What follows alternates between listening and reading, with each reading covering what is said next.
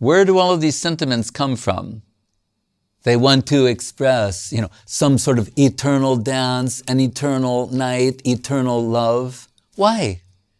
Do we think, that's just sentiment?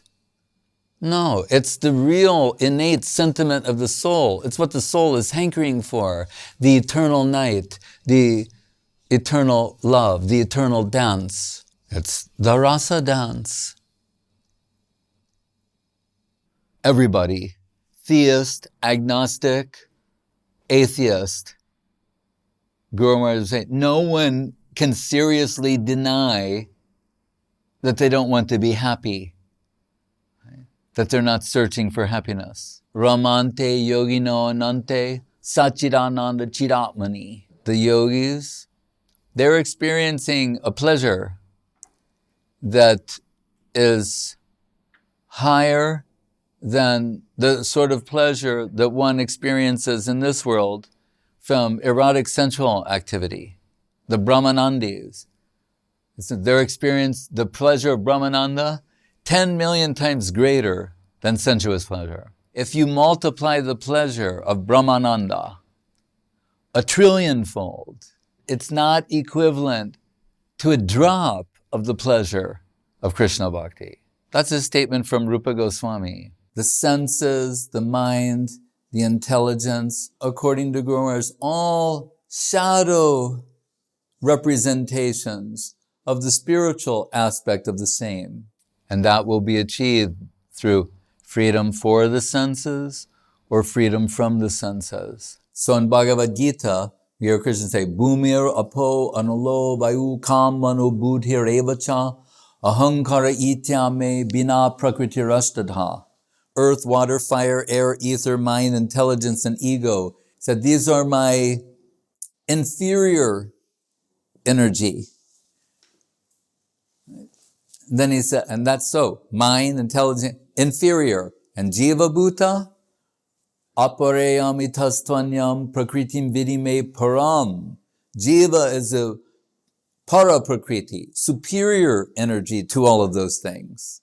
Without controlled senses, there's no question of spontaneous love. We'll project that our experience of mundane love, we'll project that as being, we'll impose that idea on spontaneous love of raga bhaktas, and that's an offense against divinity, to think these pastimes are mundane, like the mundane affairs between men and women. So that means the mundane mind, the mundane intelligence, these mundane elements, they're covering jiva. But jiva in her pristine glory has mind, intelligence, senses, everything. The stranglehold that the mundane erotic principle has upon the heart can only be broken by the beauty, charm, and sweetness of Krishna conception. And that is very good news for us, that the original cause of everything is ecstasy personified, is loving and affectionate and full of ecstatic happiness, ever-expanding, ever-increasing happiness. And that we connect with that. What are we told? Hrishikena Hrishikesha Sevanam Bhakti Ruchite.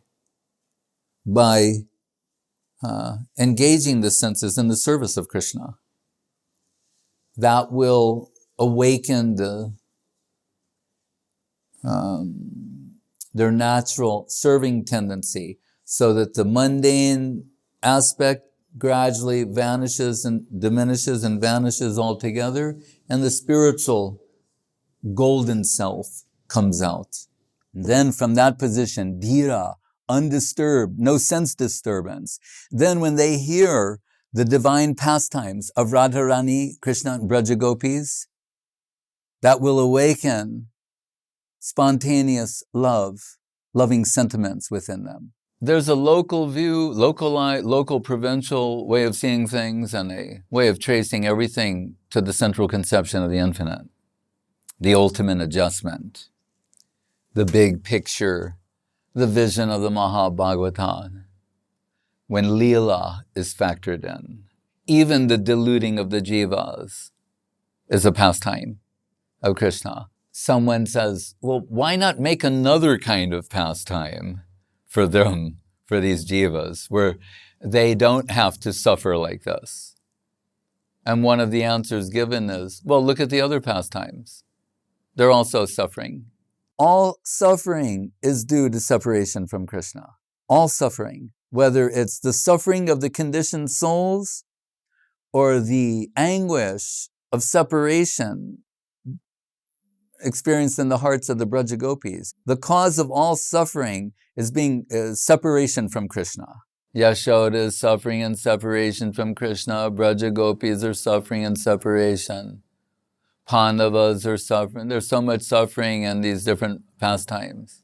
That means then we can't carry a stereotype of what is happiness into the spiritual domain. The common stereotype about spiritual culture is that the spiritual person is always smiling and like happy Buddha. Consciousness can feel the full spectral range of emotions: happiness, pleasure, joy, ecstasy, love, affection. But then we have to also acknowledge it also allows me to feel sad or unhappy, pain, suffering. The agony of separation from Krishna is a liberating type suffering. Remember, Krishna consciousness is about the search for Sri Krishna. We wonder why Krishna is not revealing himself to me. I've been chanting here for a long time. Seems like forever. Doesn't he get it? I'm his devotee. I was pretty concentrated there for a little while. 10 million lifetimes of doing the right thing won't give you this. That's amazing. Even the Braja Gopis are searching for Krishna. That brings out the best in them. If this is about achieving the greatest depths of heart and magnitude of heart and intensity, that in separation, a greater depth and magnitude and intensity of heart is achieved than in union. And Gurudev said, even the animals know about union.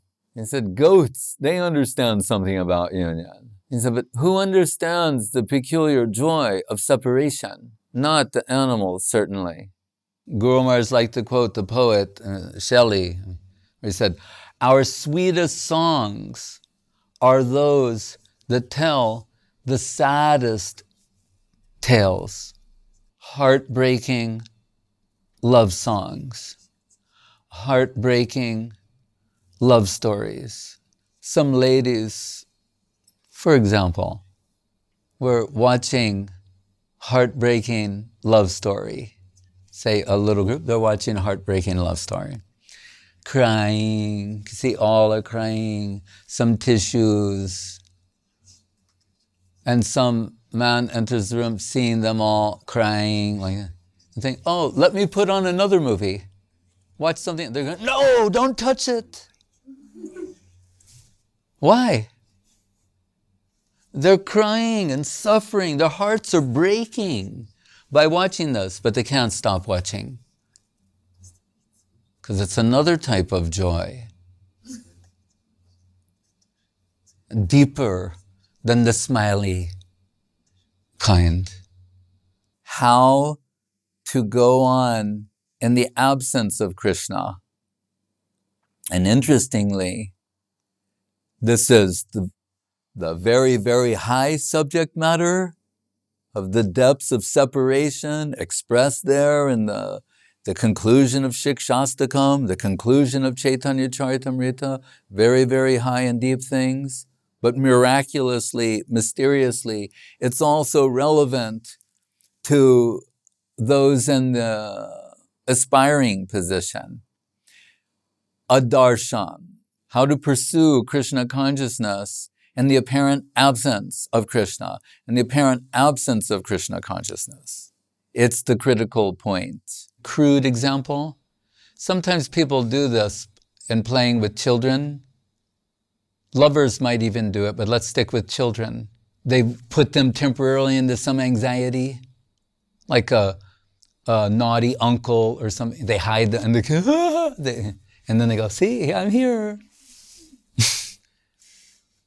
They want to see them in that intense state of desperation. That's the real test for devotees. Why is Krishna not revealing himself to me? And Vishwanath says, actually he could, but he knows you're capable of more.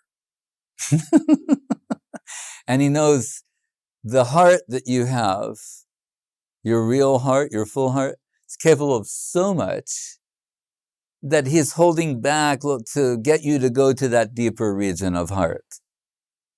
Because he's Bhavagrahi Janardana, Bhav consumer. He knows your real heart, but it's on a deeper level, and he's tempted to accept what you're giving now, but going to hold off and wait for the real stuff. The deep heart connect, the deep heart's core. What will be expressed from there? Guru Maharaj said, if you can be honest and acknowledge your lack of Krishna consciousness, that you have no devotion, hankering means you're separated from that object for which you hanker, but you have no other shelter. He said, then you just might be a devotee.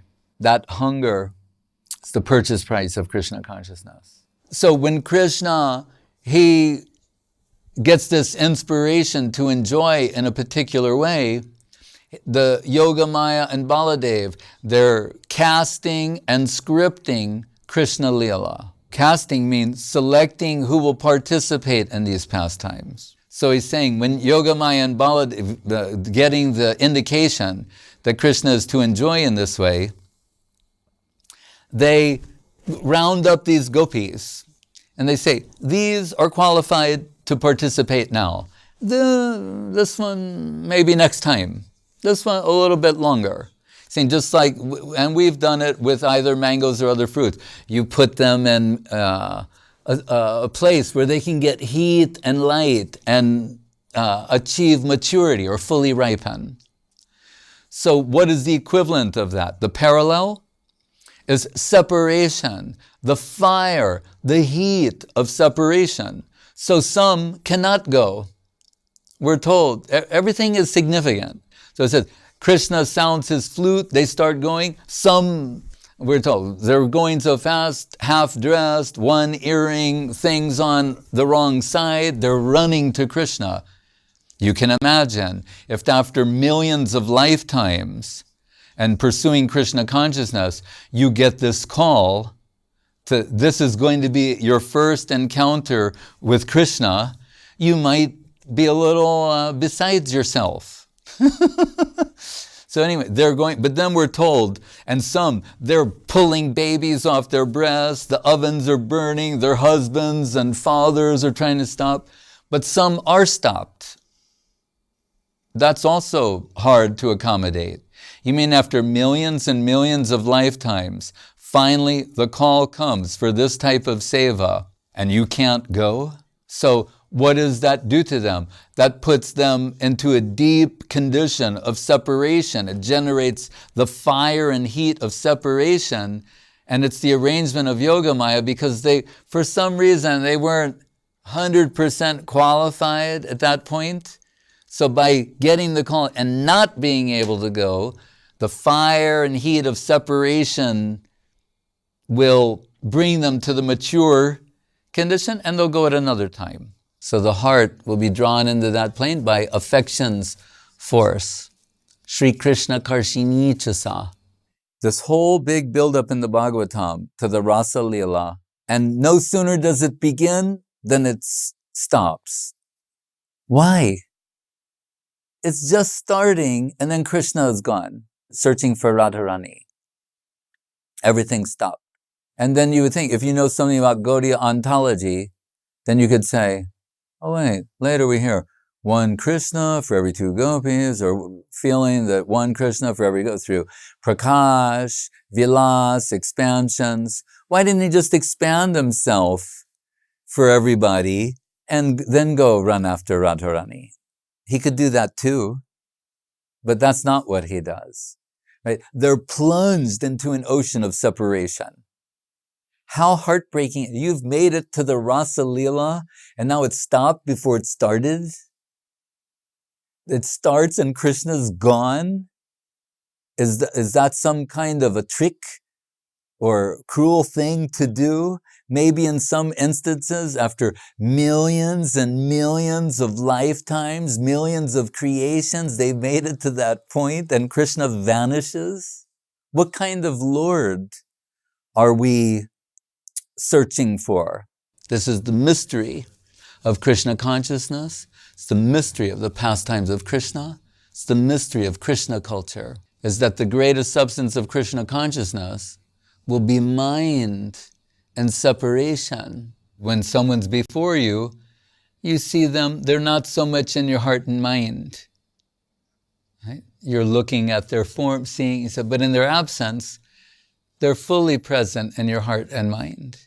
And what Srila Guru Maharaj coined, the original phrase, union and separation. In separation, there can also be union.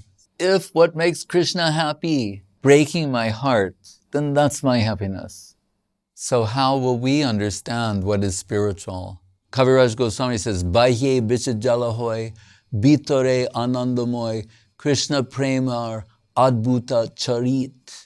The adbhuta charit, or astonishingly wonderful characteristic of Krishna prem, is that externally it appears like one is suffering like anything, while internally they're relishing some sort of ecstatic joy.